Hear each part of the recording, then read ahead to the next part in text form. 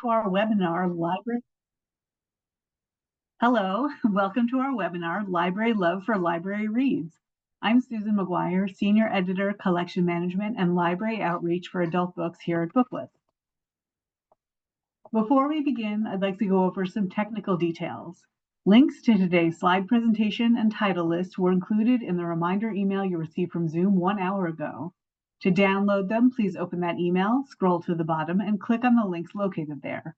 You can also download the slides and title list by typing the URLs on this screen into your web browser. If you have trouble accessing these materials, please contact us at webinars@booklistonline.com. The audience is in listen-only mode, but we welcome any questions you may have. On the bottom of your screen is a toolbar with a button for Q&A. If you have a question or need technical assistance, simply click Q&A and type your message into the box that appears. We will do our best to respond to all tech-related questions, and we'll pass along all other questions to today's panelists so they can follow up with you after the webinar. Booklist offers closed captioning on all webinars. To enable or disable captions on your screen, please look for and click the captions icon on the toolbar mentioned earlier. From there, you can select show or hide captions from the menu that appears. If you choose to enable subtitles, you can adjust the size of the captions at any time by selecting caption settings. And finally, Booklist expects all participants to maintain an atmosphere of respect and fairness. Anyone who violates the standard of behavior, including engaging in any form of harassment, may, at the discretion of the organizers, be immediately removed. Today, we have the pleasure of hearing from Rebecca Vnuk, Executive Director of LibraryReads, Lainey Mays, Library Marketing Assistant Manager at HarperCollins, Emily Ludloff, Associate Manager for Libraries at Sourcebooks, and Margot McCoy, Library Marketing Coordinator at Macmillan. First, we'll hear from Rebecca Vnuk. Rebecca is the Executive Director of LibraryReads, a nonprofit organization that works with public library staff and U.S. publishers to promote adult reading. She has an MLIS from Dominican University and worked as the Reader's Advisory Librarian for a decade, and prior to joining LibraryReads, she was the editor for Collection Management and Library Outreach at Booklist magazine. Rebecca is the author of 3 reference books on the topic of women's fiction, as well as a best-selling book on weeding library collections. Thanks for joining us, Rebecca.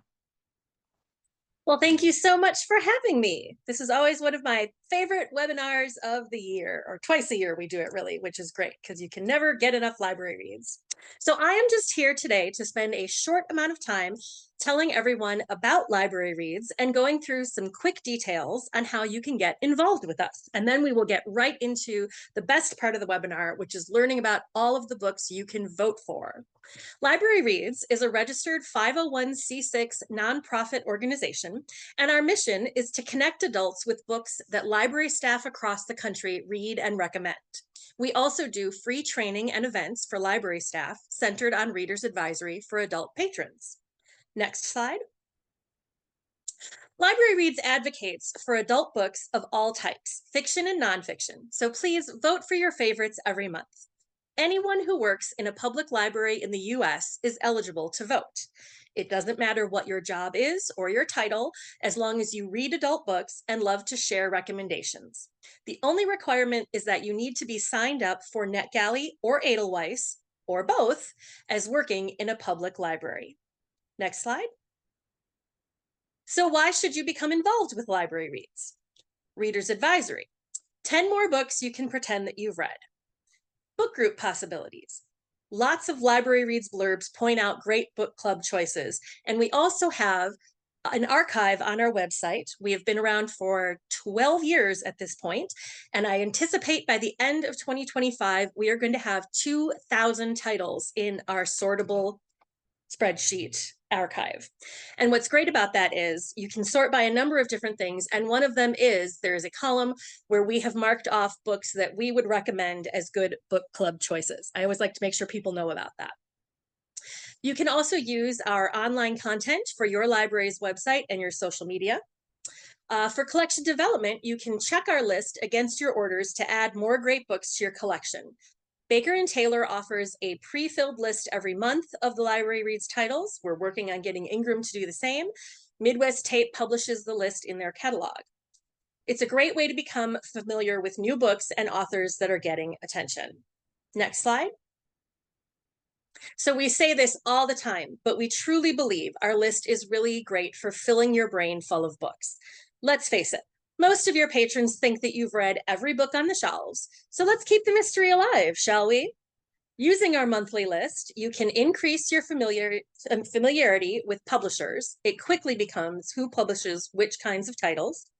You can increase your awareness of new books, those 10 extra books a month you haven't read yet, but can confidently talk about. And really, now that we have our bonus picks, it's 12. And when you add in our fabulous Hall of Fame, some months it's closer to 20.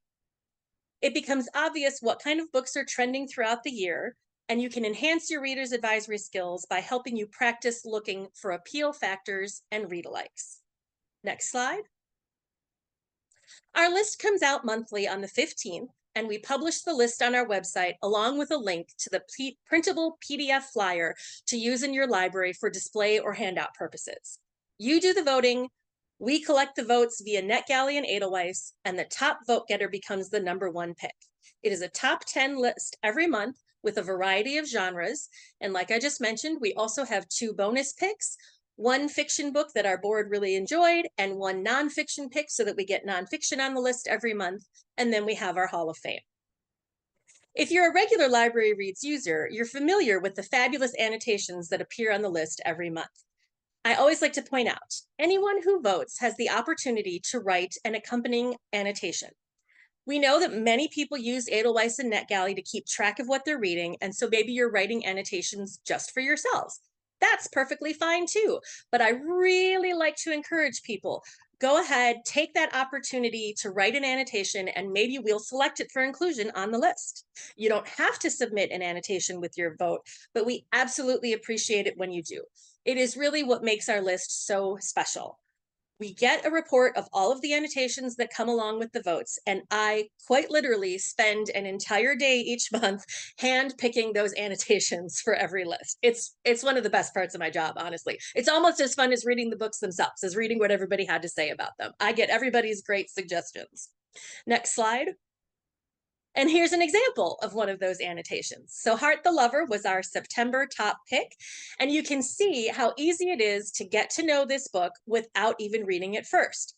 Our annotations give you basic plot points, the appeal of the book, and a read-alike suggestion. I have to give a shout out to our friends at Novelist. They provide a read-alike from their database for every single one of our titles each month. It's pretty awesome. Next slide. So in just a few minutes, you're going to be hearing from our fantastic publisher friends about their upcoming books and how to get a hold of them. Here are some ways to find out about eligible books to read and vote for. You can visit publisher booths at ALA, PLA, ARSL, your state shows. Do note that voting happens online. So even if you have that print copy in hand, you will need to go to NetGalley or Edelweiss to sign up and find those titles, get yourself familiar with what they do. We have, I'll show you in just a minute, I'll talk about how to find that information on our website. Help publishers find you by filling out the fields in your profile on your NetGalley and Edelweiss accounts, letting them know, first of all, you have to register as being a public library staff member.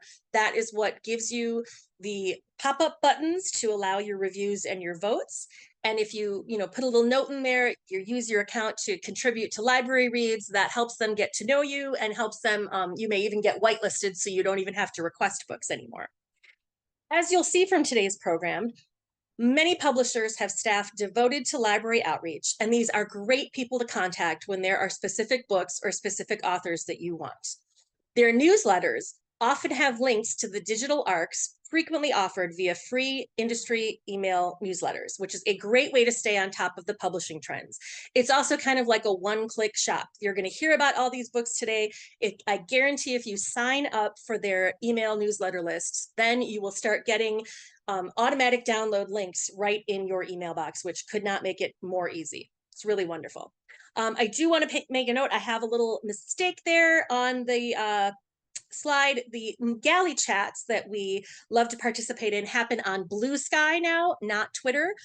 It is a great place to learn about upcoming titles. If you visit the Early Word website, earlyword.com/galley chat, you can learn all about it and how to participate. It is a lively back and forth tagged conversation. Usually it feels like, 50 librarians are out there just chatting about what they're reading. Most of the publisher reps are able to attend, and they're showcasing the stuff that they're really excited about. It's a lot of fun. You can follow the hashtags, very easy, and they take place the first Thursday of each month from 4 to 5 Eastern time. Next slide. We have a directory of our online publisher partners, including their websites, key contacts, and their newsletter links. That is on our website. Next slide. Also on our website, you can find short videos on our YouTube channel that walk you through using NetGalley and Edelweiss, as well as a video tutorial on how to write annotations for the chance to have your annotation featured on a list. Our YouTube channel is linked on our website and can be found at youtube.com/libraryreads. In addition, if you head to our website, libraryreads.org, and select the Participate tab, that will take you to several options on how to learn more about our process, what we do, and how we do it. There are links and screenshots there for both Edelweiss and NetGalley. I am also available anytime, 24 hours a day, 7 days a week. Shoot me an email and I'm happy to walk you through stuff, send you screenshots, etc. Next slide. So the top 3 questions I get from people who are new to our program, I always like to make sure I emphasize these so you know what you're dealing with. Do you have to sign up or register with LibraryReads in order to participate?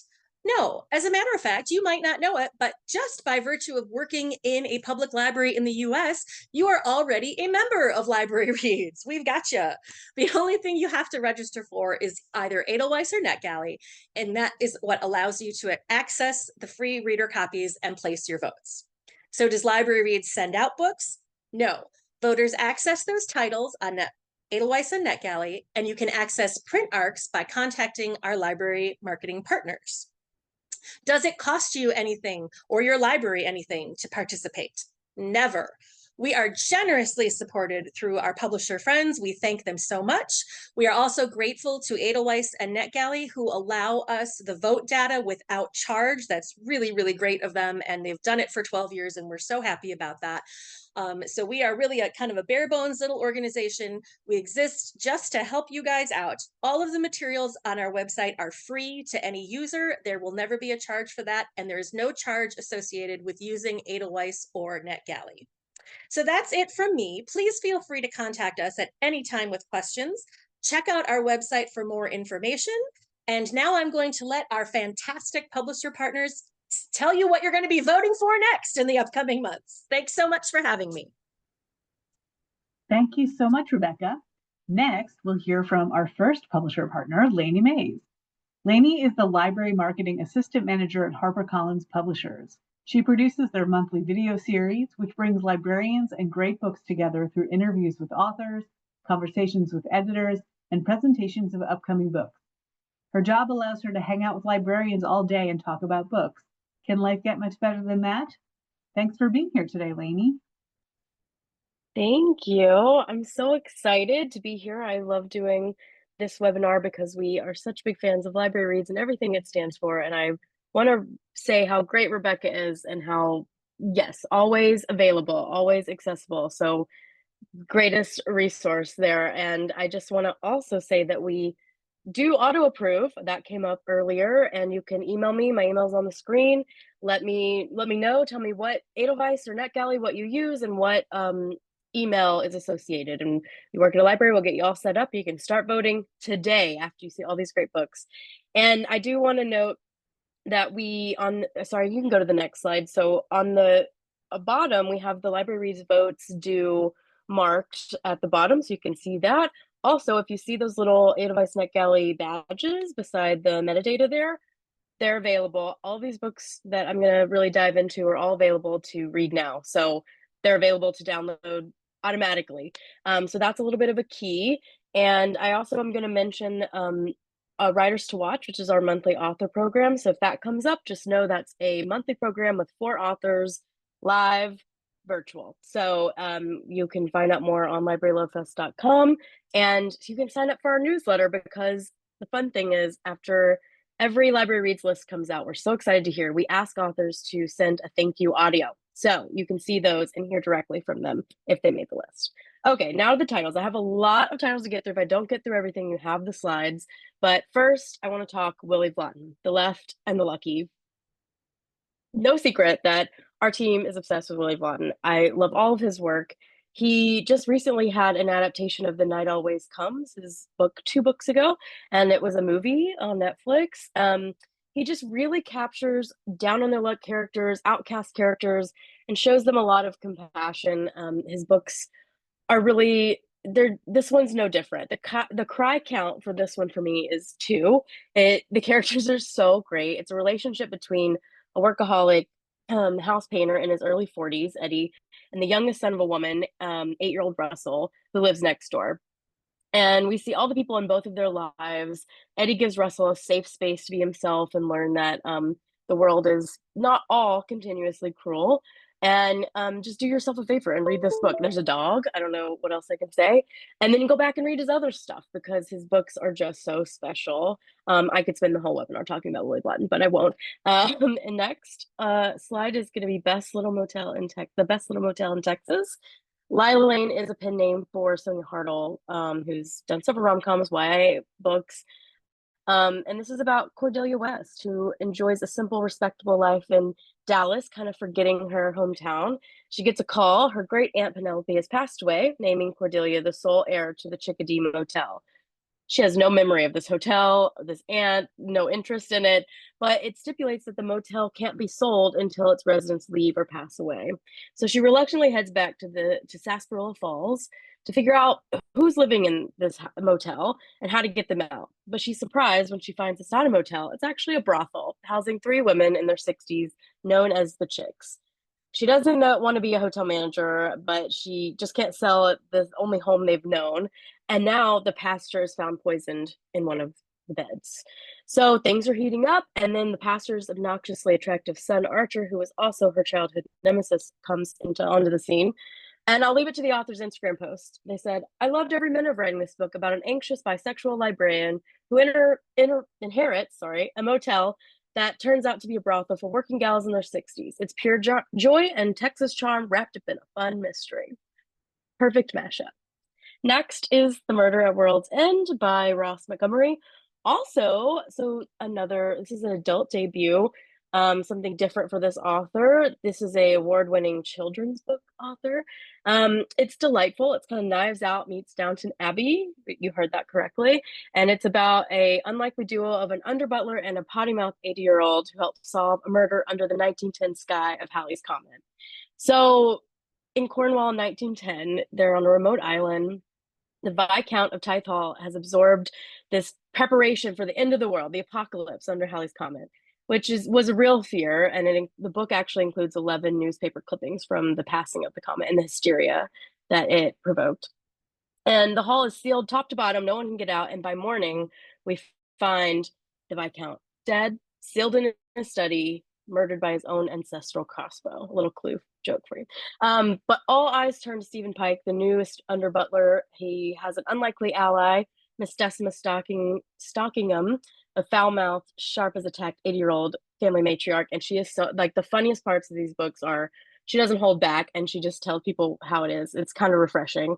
But the murder is just the thrill she's been waiting for. So it's really unique, and we have more books to come with this duo. So this is the first in the series. Next is Whidbey by T. Kira Madden. So, highly anticipated debut novel from the beloved award-winning memoirist T. Kira Madden. They wrote the acclaimed memoir Long Live the Tribe of Fatherless Girls, and here it's a striking conversation starting novel. There are a lot of darker themes, but it's handled sensitively.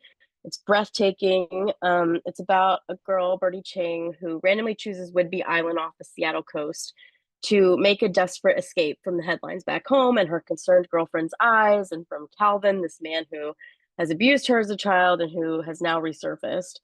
And on her way, she has an unnerving encounter with a stranger who kind of offers her a dark proposition, a solution, and a plan for revenge. And she's not the only girl Calvin has harmed. There's also Lindsay King, a former reality TV star, who recently wrote all about it in her best-selling memoir. And the two women have not met, but their stories intertwine, and now Calvin turns up murdered.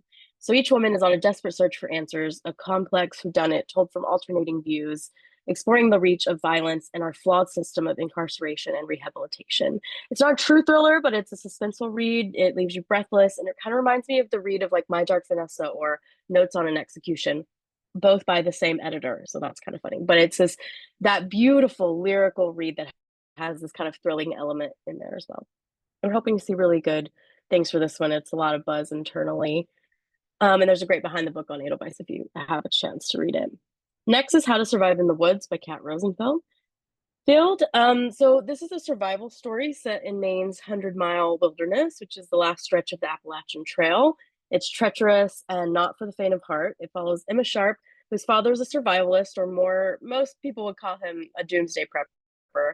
And she knows how to survive, endure, adapt in many ways. And she was once a successful businesswoman, but now finds herself married to a controlling nightmare of a man named Logan, who she met after a traumatic event that changed and nearly ended her life. But in her mind, living as a man's wife is nearly a means of survival on its own. And when she becomes close to Taylor, Logan's ex-girlfriend and ex-business partner, she thinks maybe her life could be different. She begins to plot her escape, and that involves this wilderness trek. So the three of them set off into the woods. There's lying, betrayal, sort of an ease that settles in your bones. And through the story of what's happening through the hike, we get glimpses into her past. And Grace on our team loves this book. Like anytime I walk around the corner, she's talking about this book to someone in the office. She loves it so much. It's really enraptured her, and the character, she loves them. But she said it's psychologically thrilling and talks so much about queerness and womanhood in a very smart and insightful way. So if you don't believe me, believe Grace. Loves this book so much, and so it's a special one. And then next is George Falls Through Time. This one is unique to talk about because it's very, very different in many ways. So Ryan Collett is honestly just a cool person. They have like a knitting YouTube channel. Very fun. This book has nothing to do with knitting. I just find that really cool.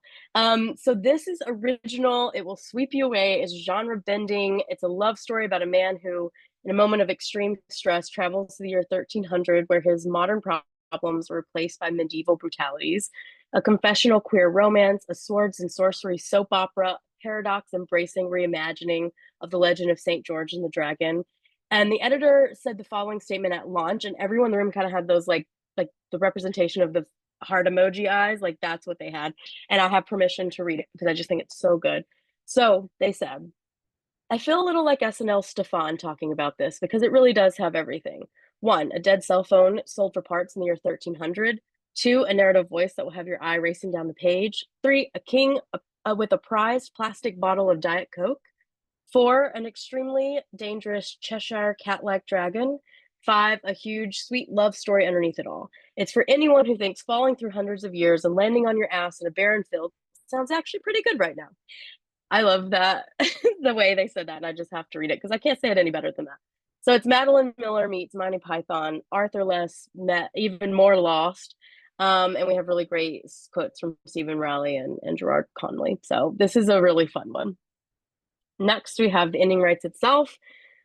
Oh, this was a big reveal. So if you've heard about it, you're excited. If not, you'll be excited. So this is a huge announced print. We're so excited. And it was a big mystery title for us, but it was also a big mystery of who the authors were. But recently it was revealed. It's V.E. Schwab and Kat Clark writing together as Evelyn Clark, the pen name for both of them. And it's kind of a meta read. It's a book about writers and books, but it's funny and honest about what we know or maybe don't know about genre writers. 7 emerging and sinking, honestly. Writers come to a remote Scottish island tasked with writing the ending to a recently deceased bestselling author's final book. The winner gets an insane amount of money and a revive at their careers. It's spooky. There's a lot of commentary about the stereotypes of genre writers and infighting. It's like that publisher insider stuff that remind me of the read of Yellowface. But this is very much very satire, but it has that insider info. And the editor's note in the galley said, ultimately, once you've gotten past the rapidly growing pile of dead bodies, it's a tribute to the most terrifying act of all, putting pen to paper and telling a story. So very exciting, big announcement for us. We're excited to have V. Schwab and Evelyn and Kat Clark on our list. So next and almost last is Lake Effect by Cynthia D'Apri-Sweeney. Cynthia, you know, from The Nest, I'm sure, and she's back. This is 1977. It's an air of restlessness settling on the residents of Cambridge Road in Rochester, New York. And it's a lot like that's like a character in itself, a lot of odes to, excuse me, to Rochester. And we have Nina Larkin, who is given a copy of The Joy of Sex by her newly divorced friend. And she can no longer dismiss this nearly non-existent intimacy in her marriage. She is going through this as her oldest child, Clara, has fallen in love for the first time. And Nina finds herself longing for the forbidden, a midlife awakening, and going away with an intoxicating fling with the prominent neighbor. And both families now have repercussions, and their reputations are on the line. So years later, Clara has never been able to move past the long ago scandal, and Cynthia has really just done so well with this family saga. It's touching. It's a contemplative story of a family divided by one decision. The ripples go throughout time. Book clubs will love it because of their like what if questions there, and there's just like those chilly upstate New York winters, the impact of these decisions cause intense and compacted feelings. So it's a lead read title. That's the program at Harper. The Salesforce all votes on a book for the season, and this one won. We're so excited, and it's a really remarkable read. So that's the end of my main titles. I just have a few roundup slides for you. So on the next one, and then the next one, sorry, we have Evil Genius. This one is so fun. Swept me away with humor, murder, honesty. It's a time of rebellion, 1974 San Francisco. A 19-year-old is married to a domineering man, and she works a steady phone company job. And when the woman she knows from work is murdered and a love tryst gone awry, she starts to wonder what it would be like to die for love or to kill for love. It's tragic comedy, edgy, thrilling, couldn't stop reading. And then we have The Pahoku by the author of Hula. This is a generational story about women tasked with protecting the history and the place that made them. Immersive, bold. It's about the history and resilience of the Hawaiian people. Oh, and that reminds me. So we just had Jasmine on Writers to Watch. We will have Cynthia D'Apri-Sweeney soon, as well as, let me see, I said I would say it and then I didn't say it. I'm so sorry. Whidbey, they will be on soon, and hopefully some more. So go to our website and see, or YouTube, you can watch all of the replays. So we have some great programming coming up. And then on the next slide, just quickly, we have little murder, little mystery, little gothic. On the next slide, Star Seekers by Nicole Glover. The cover just came out. It's fantastic. Indiana Jones meets Hidden Figures. The next slide, these are Hall of Fame authors, but new ones coming. So we can just go quickly through those. Astro Library, we have Rainbow Rowell. Next is Jocelyn Jackson and Alicia Wright, all of our favorites. And on the next slide, yeah, Alexander Bellafleur and Mary Kubica. They're all Hall of Famers, but I didn't want to not tell you about books they have coming. On the next slide, these are Hall of Fame eligible. So they've gotten in twice. Third one, this would be the third. Benjamin Stevenson, Claire Douglas, and on the next slide, there is one more, Julie Murphy, Sierra Simone. So that's it for me, but I just enjoy doing this one so much. So thank you for having me. Thank you so much, Lainey. Next, we'll hear from Emily Ludloff. Emily is the Associate Manager for Libraries at Sourcebooks. She previously worked as a digital marketer with some of the top names in the music industry in Nashville, Tennessee, but ultimately could not resist the pull of her first love, books. The floor is yours, Emily. All right. Hello. I'm so excited to chat with you about some featured upcoming adult titles coming from your friends at Sourcebooks. Next slide. My name is Emily Ludloff. I'm Associate Marketing Manager for Libraries at Sourcebooks. You can follow us on our listed socials here to stay up to date with news, galleys, free resources. Of course, you can always email me with any questions you may have. And of course, you can also email me if you'd like to be whitelisted for on Edelweiss or NetGalley and get those e-arcs to vote for Library Reads. We can get you all set up. Now on to the books. Next slide, please. All right, we're starting out today with some contemporary and literary titles for you, beginning with, drumroll please, next slide. Which Made Me Cry in an ALA Annual Hotel Room, famously so, Where the Wildflowers Grow. It's a beautifully written story about finding yourself and healing after trauma. Surviving is... Sorry, they're telling me maybe turn off my camera. My internet's a little fuzzy, so sorry, guys. So surviving is nothing new to Lee. So when the transport bus taking her to prison runs off the road, killing everybody on board except her, she does what is in her nature. She survives and she starts walking. Quick to realize nobody is looking for her, Lee takes her chance, eventually stumbling upon a remote flower farm in Alabama. The farm, run by local do-gooder Jackson with big dreams of his own, seems like the perfect place to hide. As time passes, Lee finds herself at peace with the slow life and small trials of the farm, taking solace among the flowers and the family that Jackson has built. But the past isn't so easily buried, and soon enough Lee is faced with a devastating choice. Can she leave her transgressions and enjoy the life she built, or is the truth of who she is her only path to redemption? Next slide, please. All right, The Last Letters of Sally and Walter has the tenacious spirit of Major Pettigrew's Last Stand and the verve of Thursday Murder Club. New to Golden Grove, an independent living community, Sally hopes for a fresh start. But with two struggling adult children at home and tricky social rules to navigate, fitting in isn't easy. On a whim, she joins the Scrabble Club, only to find it is just Walter, the intense, eccentric man with a passion for the game. To Walter's surprise, Sally is a natural prodigy, and soon he draws her into the world of competitive Scrabble.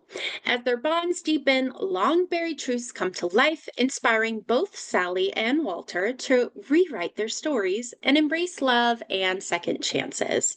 Next slide, please. And now on to some fast-paced, heart-pounding, and sometimes downright scary mystery, thriller, and horror titles coming out soon. Next slide. All right, you are invited to the society wedding of the year, if you make it out alive. In The Bridesmaid, when a celebrity bridesmaid is murdered, forensic attorney Holly Stone is sent undercover to take her place. Thrust into the glittering world of the secretive Kensington family, Holly faces off with the demanding bride and a bridal party hiding deadly secrets. As the big day approaches, Holly suspects one of the 5 bridesmaids is a killer, and the secluded wedding venue is the perfect place to strike again. Next slide, please.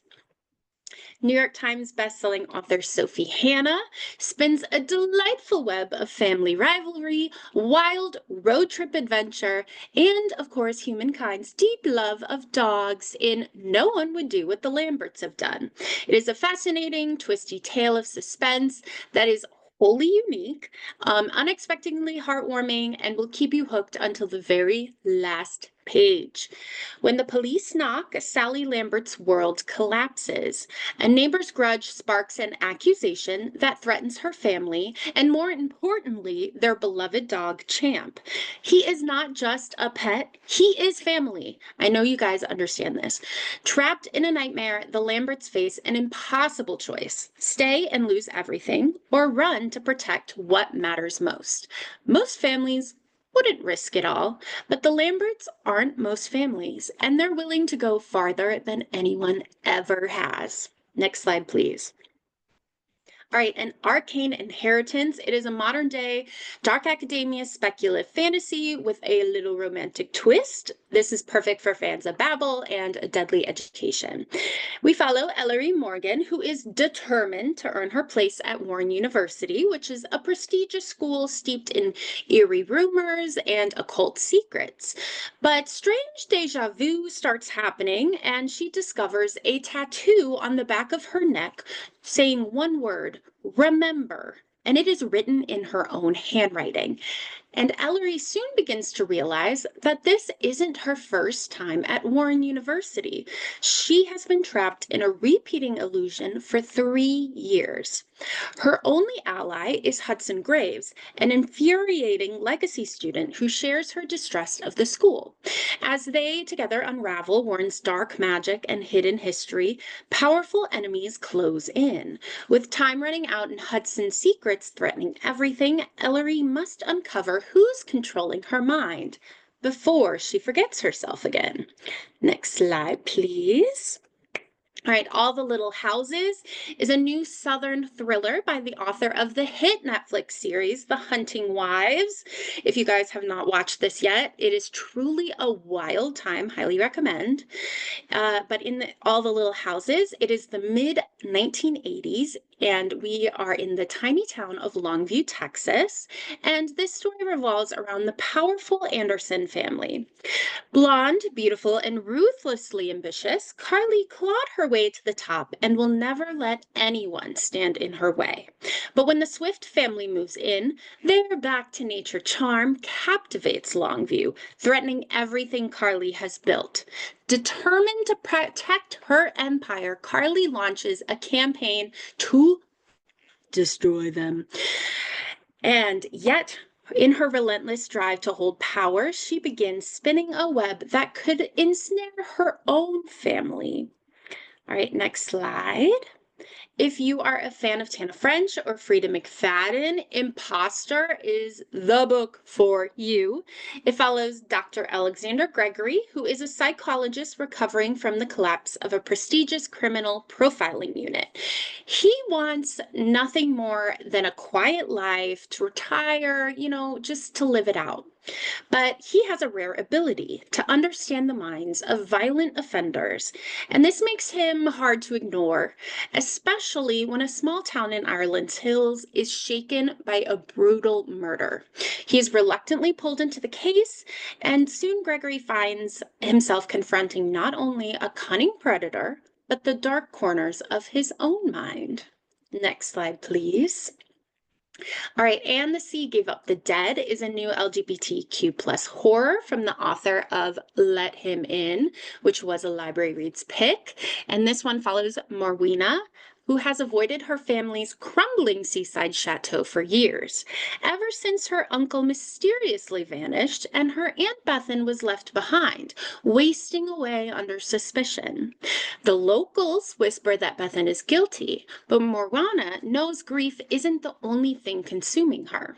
When a disturbing phone call forces her to return to the chateau, she brings her children and partner for a week stay.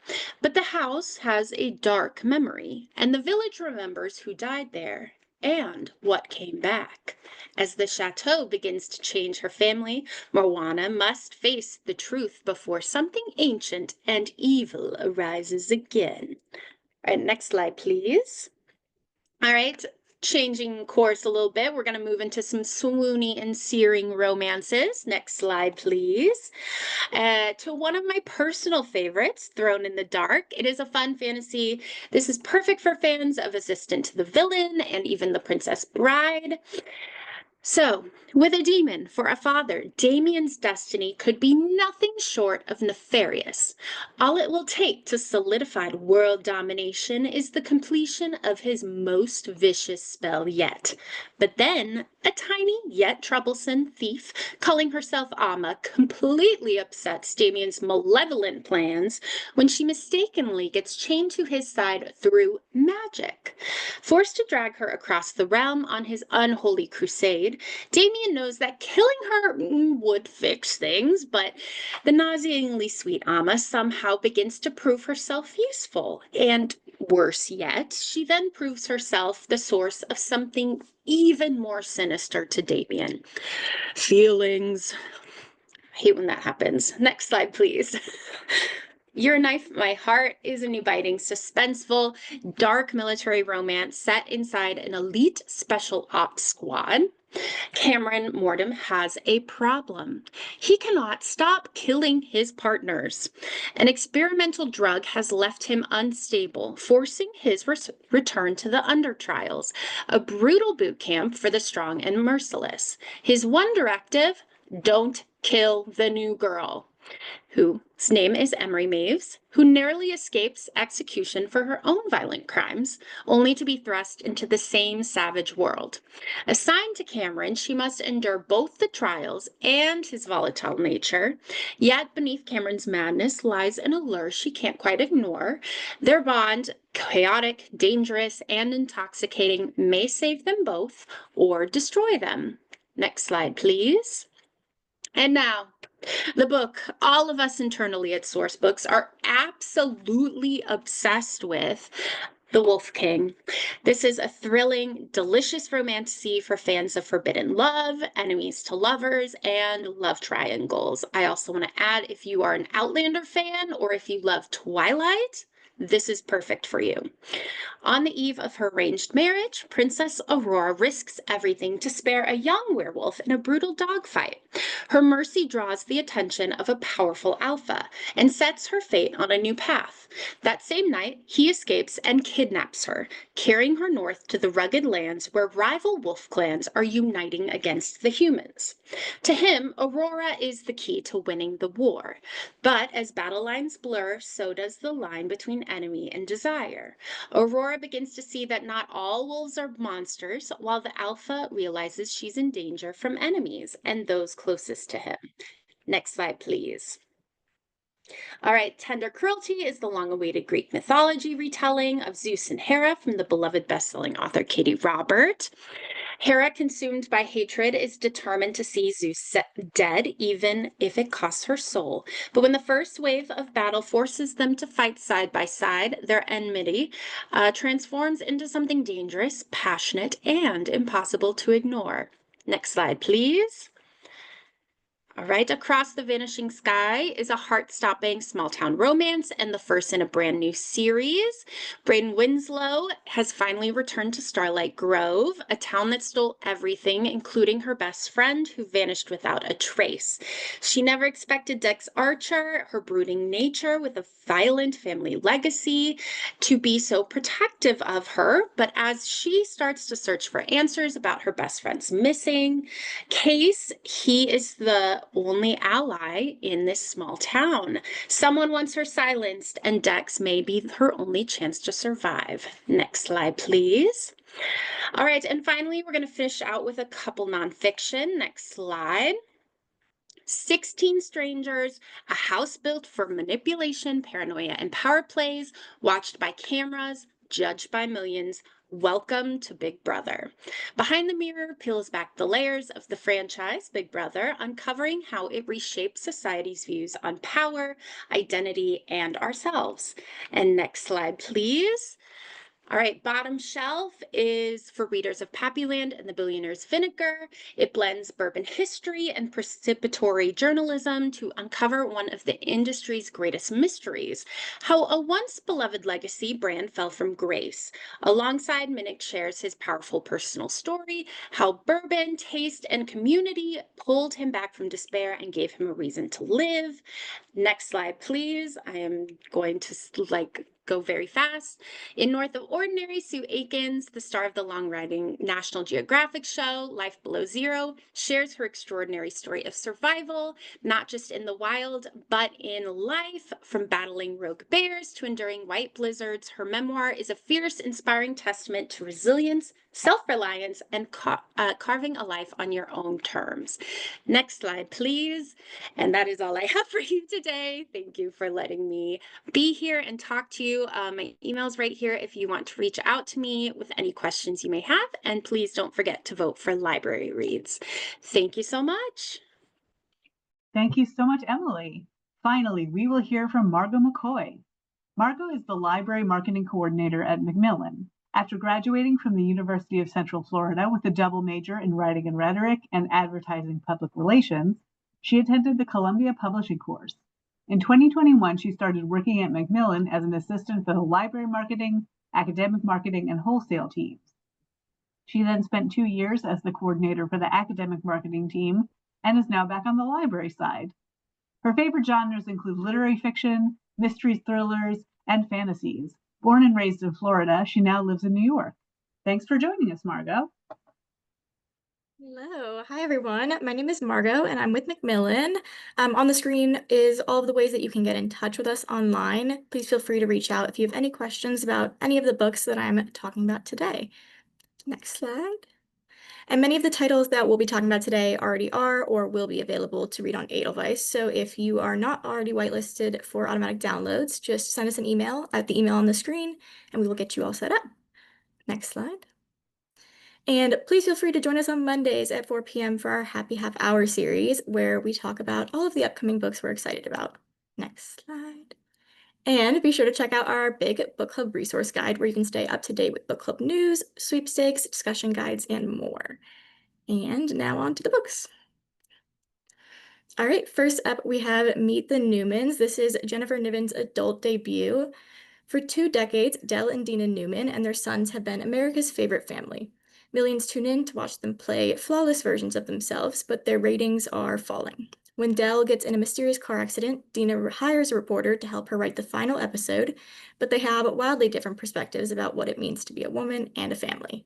This is told in multiple POVs from each of the Newmans, and it's funny and intimate, and it traces the history of television and the cultural shift in feminism between the 50s and 60s. Next slide. Next is The Odds of You by Kate Dramis. This follows a woman who, after abandoning her career to become an author, has a massive bestseller but is struggling to write her second book. When she has an accidental encounter with an annoying up-and-coming actor, the paparazzi mistake her for his girlfriend. His fans get really wrapped up in the drama, the pressure for her next book is on, and they both agree that there is nothing between them. But when she flees to Scotland to focus on her writing, she's not expecting him to come back into her life. This has witty banter, strong heat, and deep connection, and will be perfect for fans of Ashley Poston and Yulin Kwong. Next slide. Next up is Wreck Your Heart by Lori Rader Day. This is an engaging crime novel that follows an up-and-coming country singer who is just trying to catch her big break in the Midwest music scene. But just when she thinks she has hit rock bottom, an unexpected family reunion and a murder threaten to wreck everything in her life. This is a standalone crime story set in the contemporary Midwest, populated by 3-dimensional relatable characters. Next up. Next is Lost Lambs by Madeline Cash. This debut follows the messy Flynn family. The parents' marriage is at its breaking point, and the daughters are also spiraling. One is dating a man nicknamed War Crime Wes, another is corresponding with an online terrorist, and the youngest is being sent to a wilderness reform camp. Casting a shadow across their lives is a billionaire shipping magnate. Rumors of corruption circulate, but no one digs too deep, except the youngest daughter, whose obsession sends the family into a criminal conspiracy. Moving between the voices of the family and those around them, this is an addictive family saga for the 21st century, all held together with crazy glue. Next up. Next is Graceless Heart. This is the exciting adult debut from New York Times bestseller Isabel Ibanez. In the alluring city of 15th century Florence, sculptress Ravenna Maffei's forbidden magic becomes both her greatest asset and her most dangerous secret. As love and war intertwine, her choices will determine the fate of a city on the brink of unraveling. This is an immersive historical fantasy with a strong heroine and a slow burn tension with high stakes. It's lush, it's romantic, and it's a page turner. Next up is The Bookbinder's Secret by A.D. Bell. In Oxford in 1901, a written confession hidden in the binding of a burned book leads a bookbinder on a hunt for the truth of a story, one of forbidden love, a lost fortune, and murder. Her search leads her from the eccentric booksellers of London to the private libraries of collectors and the dusty archives of society papers into the heart of the mystery. But with sinister forces closing in, her world begins to fall apart, and she must decide if uncovering the truth is worth the risk to her life. This is a twisty historical mystery, and it's perfect for book lovers everywhere. Next up is The Poet Empress by Shen Tao. In the waning years of the Azalea dynasty, as the emperor is dying, the land is consumed by famine, and poetry magic is lost to all except the powerful. A young woman offers herself as concubine to the cruel heir of the beautiful and brutal Azalea house and finds herself on the edge of civil war. To survive, she must harden her heart, rely on her wit, and become dangerous herself by becoming a poet and composing the most powerful spell of all. And this is the debut, and it's perfect for fans of She Who Became the Sun. Next up is The Fairweather Friend from Jessie Garcia, the Library Reads author of The Business Trip. A popular TV meteorologist has taken the world by storm, but one night she leaves work and never returns, and her body is found the next morning. The town is reeling, suspects emerge, and long-buried secrets are uncovered. While her allies rally, her list of adversaries also grows. But little does anyone know that only the deepest secrets will expose the truth. Like the characters in her novel, Jessie Garcia has had a successful career in news, so her experience definitely informs her writing. And you can add that to her multi-POV, rapid-fire style, and you have a book that will sweep you away. Next up is Bad Asians by Lillian Lee. This follows a group of friends who have been told their entire lives that success is guaranteed by following a checklist. They worked hard, they got A's, they attended university, only to graduate into the Great Recession of 2008. When the former neighborhood golden child asks to make a documentary about them, they agree, but they think it'll never see the light of day. And then it goes viral. As the video's popularity tears them apart, the friends must face harsh truths about themselves and of coming of age in the new millennium. This is a tale of friendship and family expectations with a flawed and relatable group of characters. Next is The Red Winter. Debut author Cameron Sullivan tells the story of the first werewolf. It's the early 1800s, and a monster stalks the French countryside. A monster hunter is called in to finish what he started 20 years ago when the creature first appeared, and now he will contend with unfinished business, his demonic counterpart, and the inquisitorial eye of the French clergy, while the country teeters on the edge of revolution. This is a folktale retelling of the story of the Beast of Gévaudan. It blends the meticulously researched world building of Jonathan Strange and Mr. Norrell with the dark fantasy of Interview with the Vampire. Next up is How to Get Away with Murder by Rebecca Phillipson. This fresh debut thriller follows a Scotland Yard detective trying to find the author of a self-help book that promises to quite literally teach readers how to get away with murder, which seems to have inspired London's newest murder. This is told from the detective's POV and also through snippets from the anonymous serial killer's self-published how-to murder guide. So it becomes a real meta thriller, and it will be great for fans of Tana French's In the Woods and Notes on an Execution. Next up. Next is Saoirse by Charlene Hurbitis. After fleeing a traumatic past in Michigan, a woman builds a new life on the coast of Ireland, where she becomes a celebrated painter and devoted mother known as Saoirse. But when unexpected fame threatens to expose her stolen identity and buried secrets, she must confront the life that she left behind and the lies that have kept her safe. The Irish coast really comes to life in this book, and the mix of emotion, trauma, and love in her journey makes it a really powerful and moving read. Next up is The Girls Before. Library Reads author Kate Alice Marshall is back with a new novel about a search and rescue expert digging through decades of secrets, a kidnapped woman, and the lost girls who haunt them both. It's set in a town where local legend says that there is a forest witch who saves girls from bad men, but for everyone saved, another is lost. So what happens to the lost girls before? Just like a killing cult, this is another story of the misbehavior of the wealthy and powerful, puzzled out by a heroine who won't stop until she has answers. Next up is Wait for Me by Amy Jo Burns. In 1973, singer Elle Harlow is at the peak of her career, but after she gives the biggest performance of her life, she suddenly vanishes. 2 decades later, Mary John spends her summer writing songs and longing for a mother. Her father always swore that he was the last person to see Elle alive, but when a piece of Elle's past emerges, the truth of her disappearance sets fire to everything that Mary John believes. This is a story of the bond between 2 folk singers, separated by time, and also the music that brings them together. And it'll be a great read for fans of Daisy Jones and the Six. Next up is Lady Tremaine by Rachel Hochhauser. Who doesn't love a feminist retelling? This is a breathtaking reimagining of Cinderella as told through the eyes of its iconic evil stepmother, revealing a propulsive love story about the lengths a mother would go to for her child. Narratives that shift the lens on previous maligned women are book club favorites, and I'd also hand this one to fans of titles that reimagine a literary figure in a fresh new way, like The Wife Upstairs, Wicked, Demon Copperhead, and James, just to name a few. Next up is This Story Might Save Your Life by Tiffany Crum. Best friends Benny and Joy like to say that they've been saving each other's lives since the moment they met, until the day that Joy goes missing and Benny is accused of her disappearance. This is a unique combination of heart-wrenching domestic suspense and heartwarming romantic comedy. There are lovable leads with pitch-perfect banter and chemistry, and you'll be turning pages through the night as you root for not only Benny and Joy's relationship, but also for their survival. And next is Harmless Women by Rebecca Sharp. This is a pacey thriller about a con artist who kidnaps and sedates her victims, cleans out their bank accounts, and changes their appearance so that they can't easily prove who they are. That gives her a head start and a new identity, but when she chooses the wrong woman as her target, they both end up on the run.